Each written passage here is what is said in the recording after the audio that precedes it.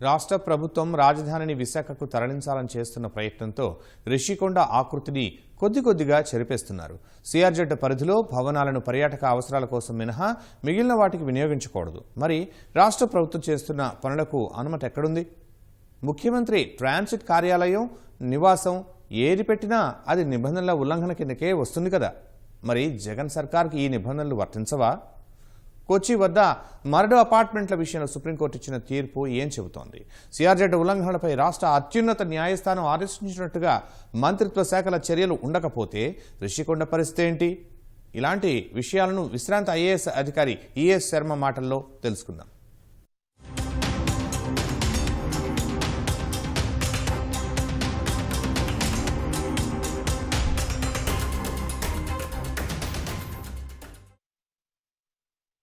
ఇప్పుడు దాదాపు అంటే ఆంధ్రప్రదేశ్ టూరిజం డెవలప్మెంట్ కార్పొరేషన్ మొదటి నుంచి కూడాను ఇప్పుడు ఋషికొండ విషయంలో దాన్ని పూర్తిగా తోల్చేస్తూ బోడిగుండు చేసేస్తూ మళ్ళీ దానికేమో G20 ప్రతినిధులు వస్తున్నారని చెప్పి గ్రీన్ మ్యాట్లు వేస్తూ ఇలాగ రకరకాలుగా చేస్తూ అసలు అవి దేనికోసం అంటే మీరు చెప్తున్నట్టుగా టూరిజం పర్పస్ కోసమే అయితే వాళ్ళు అంత చేయాల్సిన పని లేదనేసి మొదటి నుండి ప్రతిపక్షాలు ఆరోపిస్తున్నాయి, ప్రజా సంఘాలు ఆరోపిస్తున్నాయి. ఇది మొదటి నుంచి కూడాను దీనిలో పారదర్శకత కొరవడింది. దాన్ని మనం ఎట్లా చూడాలంటే ఇది చాలా హాస్యాస్పదం అండి.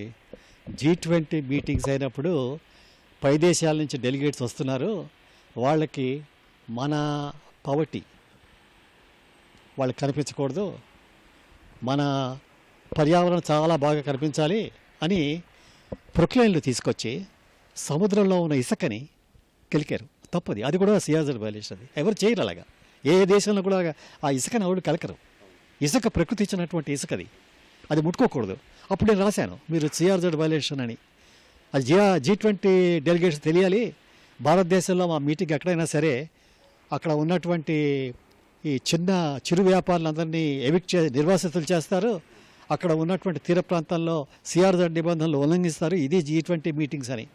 మన ఈ ఎయిర్పోర్ట్ రోడ్లో ఒక Chenchu colony, ASR Nagar colony, ఆ కాలనీని నిర్వాసితులు చేస్తామన్నారు.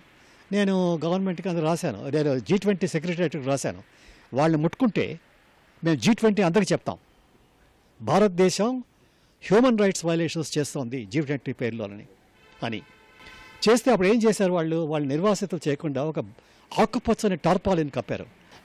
మన విశాఖపట్నం ప్రజలు ఎందుకు వస్తారు? టూరిస్టులు సముద్రం చూడడం కోసం, మంచి ఆకుపచ్చని కొండలు చూడడం కోసం, అటువైపు తూర్పు కనుమలను చూడడం కోసం. అంతే కదా.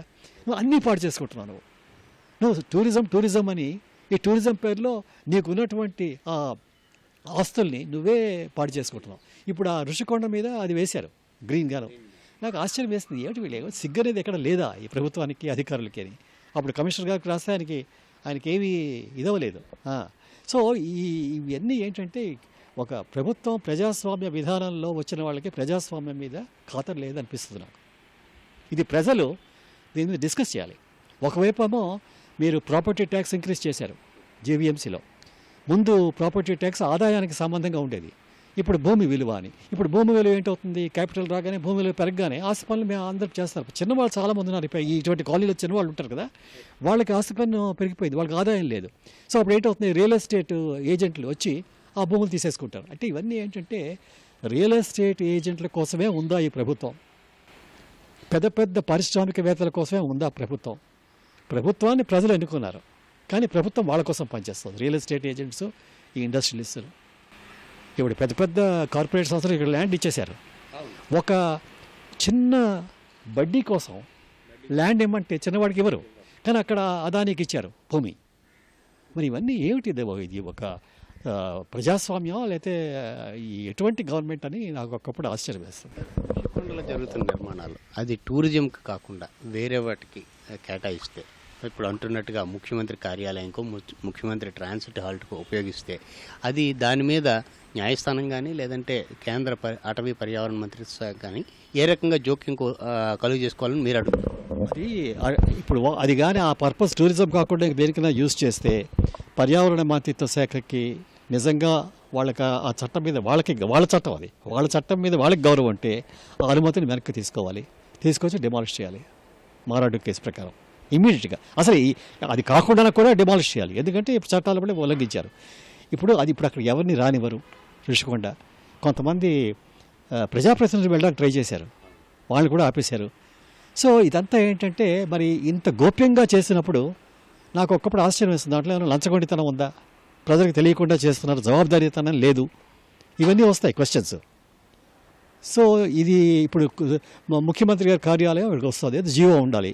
ఆ జియోలు లేవు ఇప్పుడు. జియోలు ఎక్కడ ఎవరికి దొరకడం లేదు. మా ఈ ప్రజెంట్ ప్రభుత్వంలో ప్రీవియస్ గవర్నమెంట్లో జియోలు ఉండే మేము డౌన్లోడ్ చేసి ఇప్పుడు ఆ జియోలు కూడా కనిపించట్లేదు. అంటే ఇది ఏమిటి, గవర్నమెంట్ ప్రజలకి కనిపించకుండా పనిచేస్తుందా అనేటువంటి సందేహం వస్తుంది అన్నమాట. మొదట 120 కోట్లు అన్నారు, తర్వాత 140 కోట్లు పెరిగింది దాని అంచనాలు.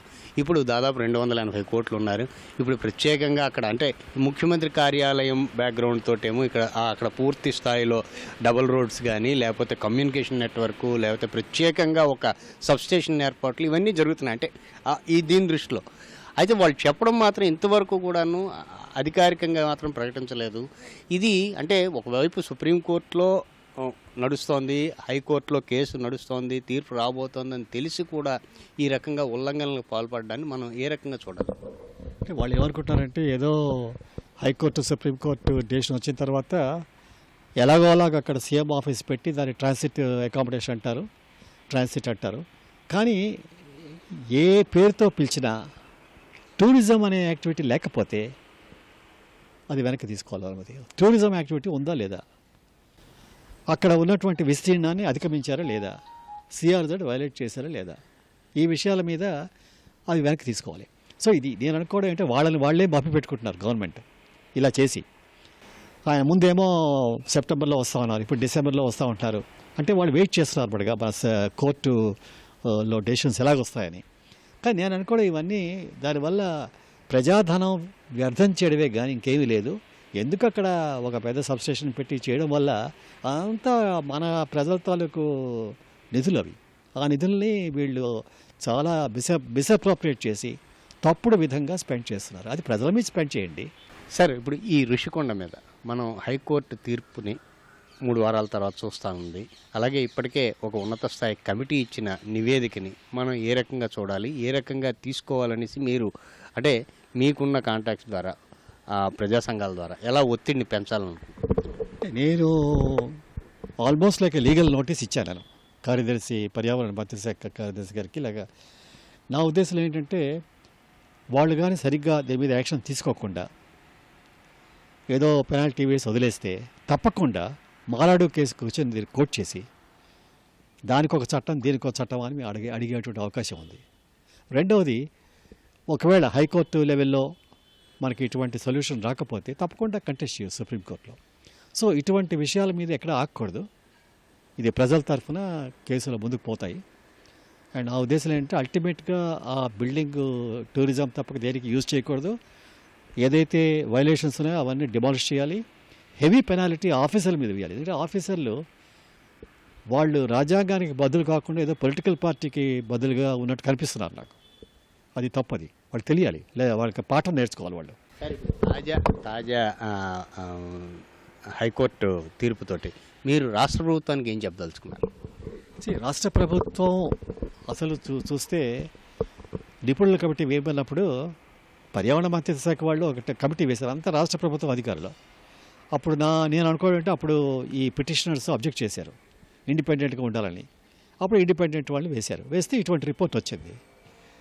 రాష్ట్ర ప్రభుత్వం అనేది ఏంటవుతుందంటే ఇక్కడ ఎవరున్నారు, అక్కడ అధికారులందరూ అక్కడ కొంతవరకు పొలిటిసైజ్ అవ్వడం వల్ల వాళ్ళు సరైనటువంటి సలహాలు ఇవ్వలేకపోతున్నారు.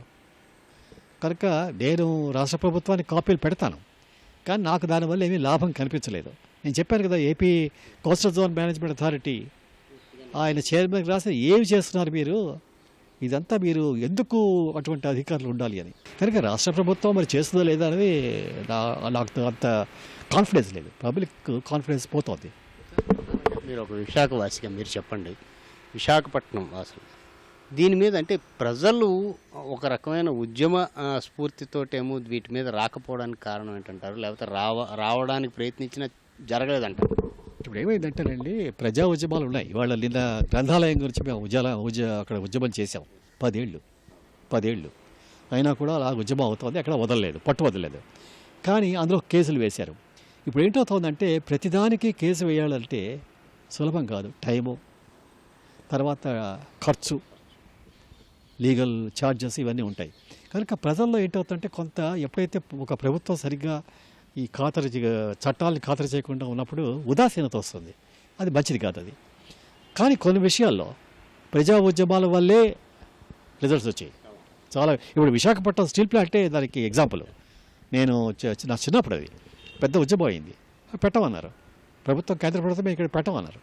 పెట్టమంటే ఏమైంది, పెద్ద ప్రజా ఉద్యమం అవగానే ఇక్కడ లోకల్ మెంబర్స్ ఆఫ్ పార్లమెంట్ అందరూ భయపడ్డారు. భయపడి అక్కడ పార్లమెంట్లో మేము అంతా రిజైన్ చేస్తాం అందరూ, మన వైజాగ్ నుంచి వచ్చి అందరు ఎంపీలు ఈ చుట్టుపక్కల 6 ఎంపీస్ అందరూ అప్పుడు దాని మీద వచ్చి అప్పుడు ఇందిరాగాంధీ గారు స్టేట్మెంట్ ఇచ్చారు పెడుతున్నామని. సో ఈ ప్రజా ఉద్యమాల వల్ల వచ్చేవి చాలా ఉంటాయి రిజల్ట్స్. అదేంటవుతుందంటే ప్రజా ఉద్యమాలు ప్రజలకి ఎప్పుడైతే వాళ్ళకి హాని కలుగుతుందో, వాళ్ళ జీవితాలకి భంగం కలుగుతుందో అప్పుడు ఉద్యమాలు వస్తాయి. ఇప్పుడు ఇటువంటివన్నీ ఏంటవుతుందంటే చట్టాలని విచ్చలవిడిగా ఇలాగా ఉల్లంఘిస్తే తప్పకుండా ఉద్యమాలు ఉంటాయి. ఉద్యమాలు ఎప్పుడూ ఉంటాయి. ఇది శర్మ గారి మనోగతం.